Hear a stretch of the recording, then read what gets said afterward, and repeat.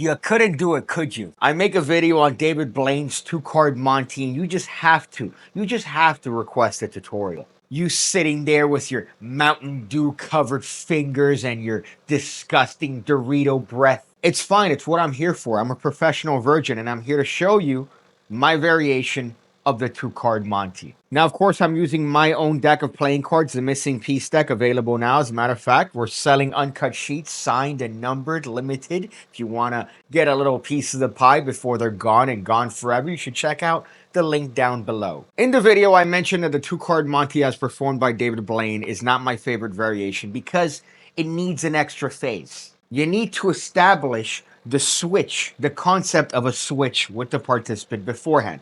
So what I thought I did is that just adding a simple phase where you demonstrate a switch to the participant and then you nail them. And we're going to demonstrate this with 2 cards that are different, in this case the Ace of Spades and the Ace of Diamonds. And we tell the participant that, well, we're going to show them what a magician or what a cheater might do in order to switch the cards. In this case, you'll just hold on to the Ace of Spades right there in your fingers, and the participant is holding on to the Ace of Spades. And we take the Ace of Diamonds and we do this. We do one of those. And we go, did you feel the switch? Did you feel the switch? And of course, the participant's going to say, no, I didn't feel the switch. And you go, see, I switched them. I have the Ace of Spades, which means that you have the Ace of Diamonds. And they go, oh no, how'd you do that? How did you, please get inside of me. Please get inside of me. And you offer to show them. You offer to show them how you did this. So you have them hold on to the Ace of Diamonds and you demonstrate the properties of the switch. Then you come in quickly, you put this card here, and then you take the other card underneath. But you do it so quickly that they can't catch anything. So you offer to demonstrate this one more time with the participant. And this time you're going to do it for real. So hold on to the card. In this case, I'm going to give you the Ace of Diamonds, and they hold on to the Ace of Diamonds between their stupid thumb and forefinger. And of course, we're going to be holding on to the Ace of Spades, so we demonstrate the switch.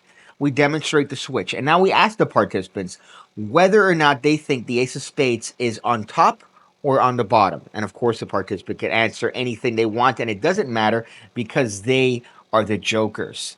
They are the jokers. I lied to you. I duped you. You see what that does? It adds an extra phase where now you're providing context. You have to explain things to the participant because they are retarded. They need the explanation. If not, they're going to be all confused. Usually in Magic, less is more, but here you need to have a phase where you establish what the concept of a switch is. You can't just go right into it. That's like anal without lube. Speaking of, check the PigCake Magic Academy, the home of over 1,500 videos going over card stuff, coin stuff, everything you need to become a master magician, all for the low price of $5 a month. That's equivalent to a single White Claw. A single White Claw, and you get access to all these videos, and I'm always uploading new content. As a matter of fact, I believe I uploaded recently a video on the Gypsy Peak. The Gypsy Peak, which is a wonderful technique from the world of mentalism. So you might want to check that out, baby. So the setup for this is as follows. You're going to need 2 contrasting aces, in this case the Ace of Spades and the Ace of Diamonds, and then you're going to need both jokers. Now you are good to go. You're going to begin by showing these 2 cards and talking about the concept of a switch, or how a cheater doing a Monte-like routine would steal your money. And in this case, I'm just taking the opportunity to show the cards. I'm mixing them around, and then I'm going to turn them face down and mix them further. The reason I'm doing this is because I don't want them to know which card is which. So it's going to be very important because in a minute, I'm going to square both these cards up on top of the deck, get a little pinky break, ready for a double lift. So I'm going to have the participant hold their finger out like this, very specific, because you want them to pretend like this is going to be part of the movement. So if you make it an important thing, they're not going to move their hand and they're less likely to turn the card over. So you're going to execute a double lift. In this case, I've lifted 2 cards as one, and I'm showing the Ace of Diamonds to the participant.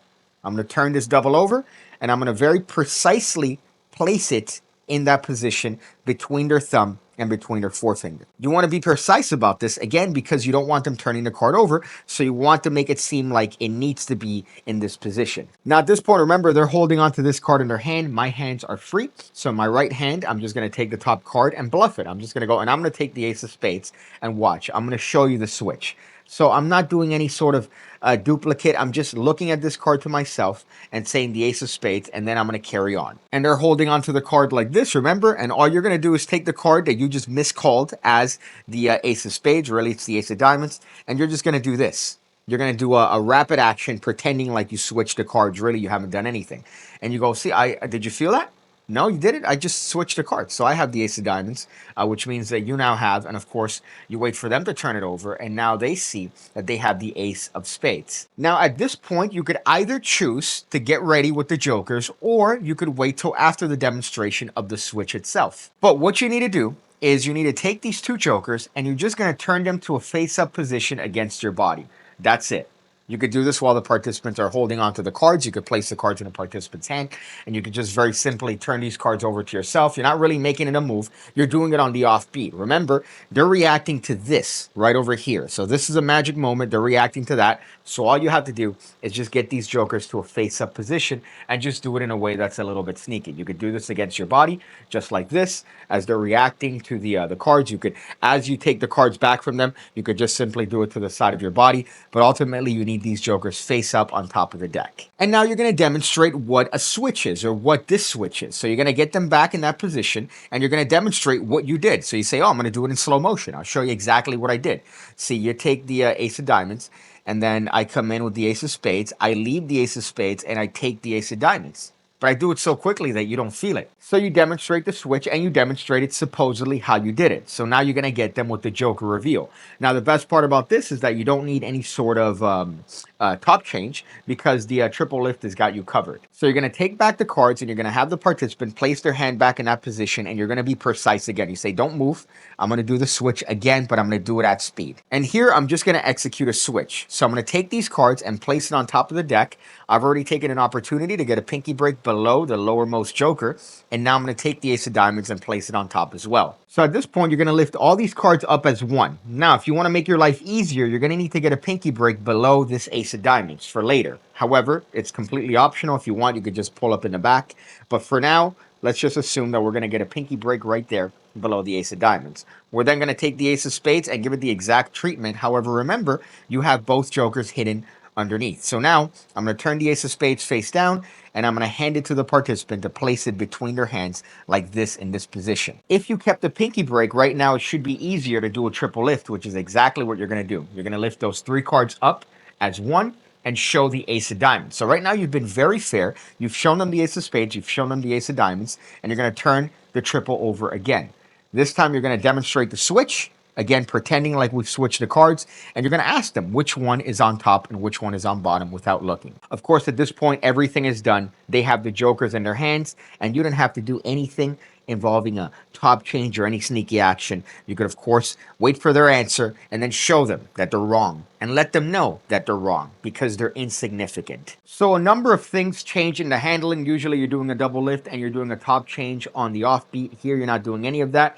You're taking advantage of that position, and you want them to stay there because that's how you do the switch. So when they actually do it and you're doing it in full speed, you make sure that you keep them in that position so that way they're less likely to turn the card face up. But I think it's a better alternative, and it sets it up for what you need to do. In this case, it sets up the concept of a switch. You can't just go in to a trick willy-nilly and assume that the participants know what card switches are. Not everyone's a virgin. But this way, you demonstrate with the first phase just being a simple double lift. You hand them the card, you miscall this card, you go, look, I did it. I did this, the switch. You want me to show you how it's done? I'll show you how it's done. You show them how it's done. And of course, you take that opportunity to turn the joker's face up and to go into the last phase, which is the nice little sucker bit where you reel them in and then you turn on the water. Fuck off. I see you again, when I see you again, when I see you again, when I see you again, when I see you again. When I see you again, when I see you again.